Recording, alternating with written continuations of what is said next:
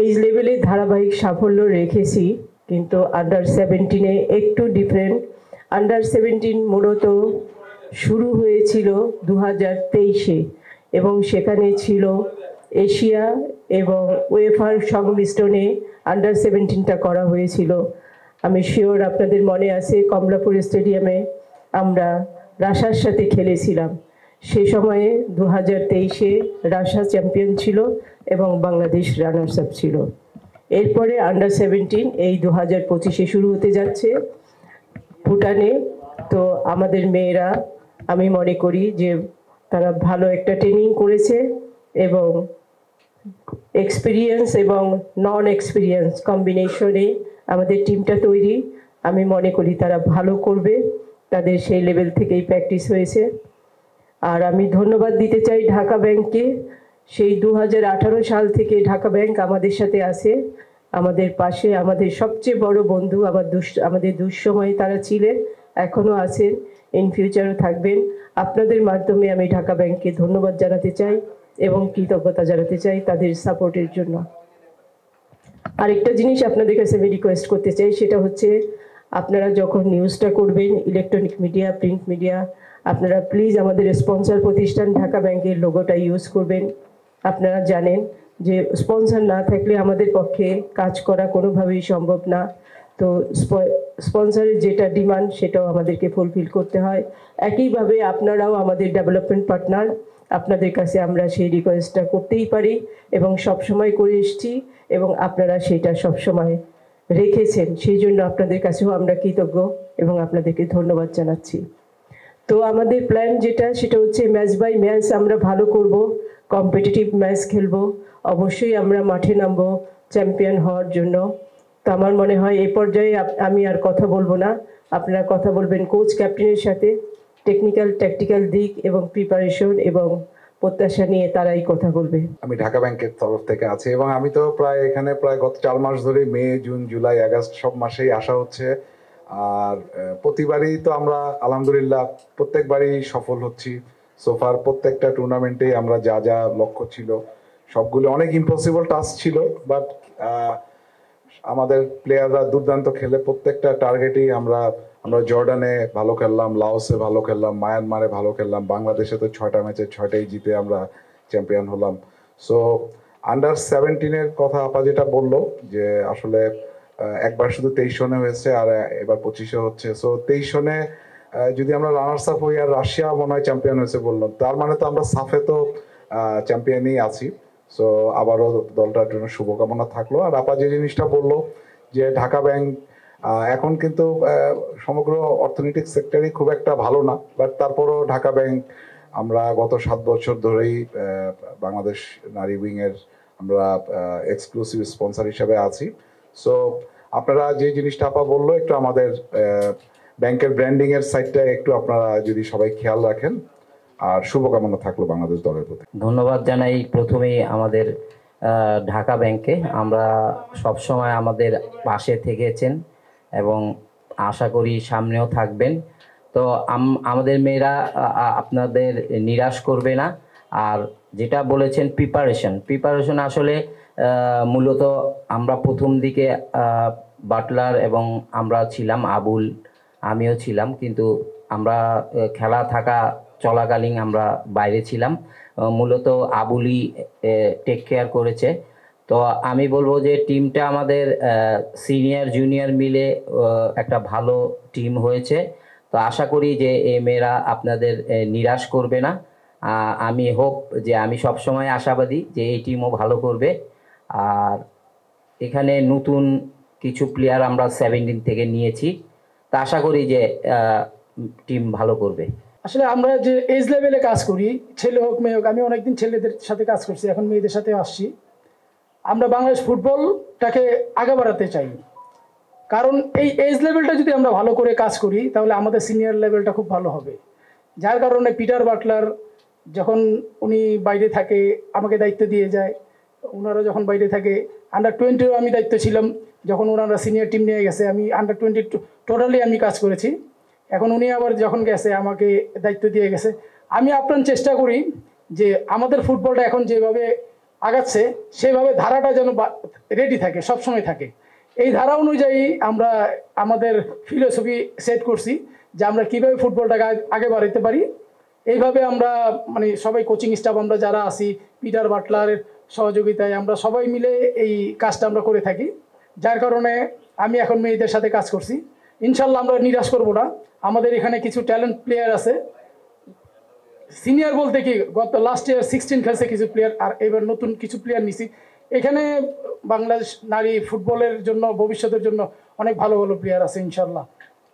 আমি এটাই দেখতেছি যে আমরা ভালো করবো ইনশাল্লাহ। আমাদের প্রিপারেশন মোটামুটি ভালো। আমাদের টিমের নতুন পুরাতন মিক্স একটা টিম।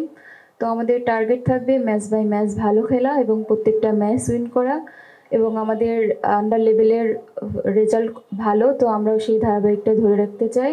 দেশবাসীর কাছে চাওয়া আপনারা আমাদের জন্য দোয়া করবেন, আমরা যেন আপনাদের ভালো কিছু উপহার দিতে পারি। অর্পিতা বিশ্বাস, অর্পিতা লাস্ট আপনার 2021 থেকে জয়েন করেছে। ও আন্ডার 15, আন্ডার 16 এবং 17 খেলেছে, এবং আপনার জানেন যে দুবাইতেও ও ফ্রেন্ডলি ম্যাচগুলি খেলেছে। তো এরকম প্লেয়ার আছে, প্রীতিও আছে। প্রীতিও সেম আপনার 2021 থেকেই খেলছে। তো আমাদের এখানে আসলে কয়েকজন আছে পটেনশিয়াল প্লেয়ার, ক্রানুচিং, তারপর আপনার স্ট্রাইকার আলপি আছে। তো আমি বলবো যে আবার জুনিয়র কিছু প্লেয়ার নেওয়া হয়েছে এবার আন্ডার 17 থেকে। তারা হলো মামুনি, তারপরে প্রতিমা গোলকিপার, তারপরে এরকম আরও 3-4টা প্লেয়ার আমরা 17 থেকে নিয়েছি। আপনারা জানেন যে 17 খেলা হয়েছে মোহাম্মদপুরে, ওইখান থেকে আমরা নতুন কিছু কালেকশন করেছি। তা আশা করি যে আমাদের এই টিমটা ভালো করবে। ইন্ডিয়ার ব্যাপারটা আমাদের অ্যানালাইসিস ইমন আছে, ও এটা নিয়ে অ্যানালাইজ করছে। তা আমরা ম্যাচ বাই ম্যাচ অ্যানালাইসিস করে আমরা ওটা আমাদের উইক পয়েন্ট স্ট্রং পয়েন্টগুলি আমরা দেখে তারপর কাজ করব। ইন্টারন্যাশনাল ম্যাচ খেলার 7-8 জন খেলার আছে, অভিজ্ঞতা আছে। আর যারা একদম নতুন এর মধ্যে 5 জন আছে আর কি। সিনিয়র বলতে অর্পিতাই আপনার ফ্রেন্ডলি ম্যাচগুলি খেলেছে দুবাইতে, ইয়ারজান খেলেছে, মেঘলা খেলেছে, প্রীতি খেলেছে, এই এমন 5 জনের মতো আছে। না, আপনারা দেখেছেন যে আমাদের মেয়েরা ডে বাই ডে উন্নতি করছে। এখন তাদের আগে যেমন হেরে যেত, এখন কিন্তু জিতা শুরু হয়েছে। তা আপনারা পজিটিভলি দেখেন। আমি মনে হয় যে মেয়েরা এবার নিরাশ করবে না, ম্যাচ বাই ম্যাচ আমাদের মেয়েরা ভালো করবে। পিটার একটা আমাদের গাইডলাইন দিয়েছেন আমাকে এবং আবুলকে। ওই গাইডলাইন অনুযায়ী আমরা, আমাদের তো একটা ফিলোসফি আছেই, ওই ম্যাচ বাই ম্যাচ আমরা ওই ফিলোসফি ফলো করছি। না, এটা তো আসলে টিম ম্যাচ বাই ম্যাচই করবে, আর টিম ভেরি করবে যে কার সাথে আমার খেলা। তো আশা করি যে আমাদের যে ফিলোসফি যে আমরা অ্যাটাকিং ফুটবল, তো আসলে জানেন যে এফসির বা সাফের ক্রাইটেরিয়া একই থাকে, তাদের একদিন পরপরই খেলা।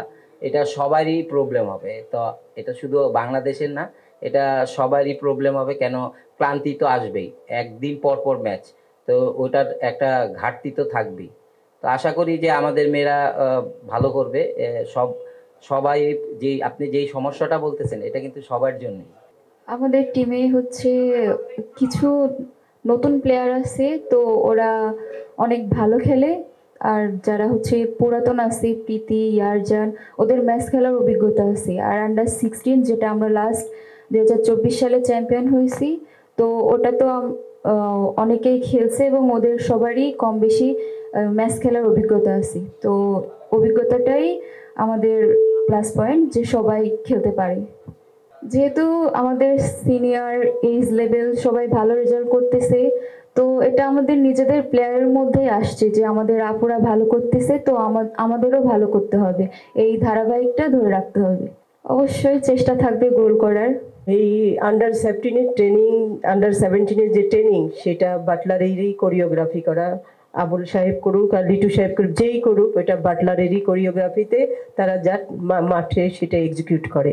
ঠিক আছে, কারণ আন্ডার-17 বাট্টার থাকবে না, বাট্টার আগেই বলছে যে আন্ডার-17 সে করবে না।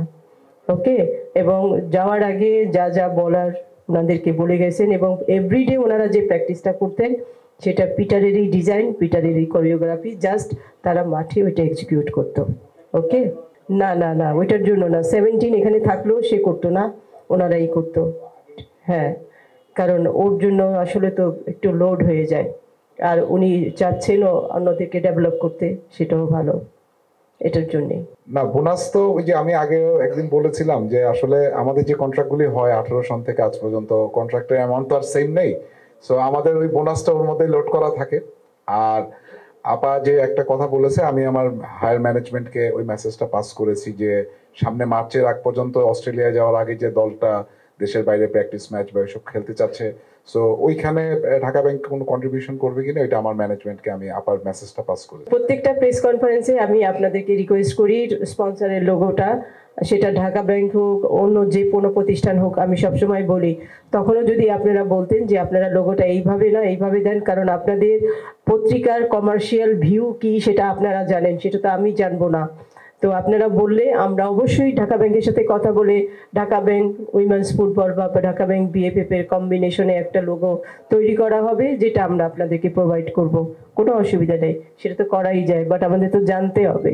সবসময় ডিসক্লোজ করা সম্ভব হয় না, কারণ এগুলা ব্যাংকের এবং ফুটবল ফেডারেশনের কিছু রেস্ট্রিকশন থাকে।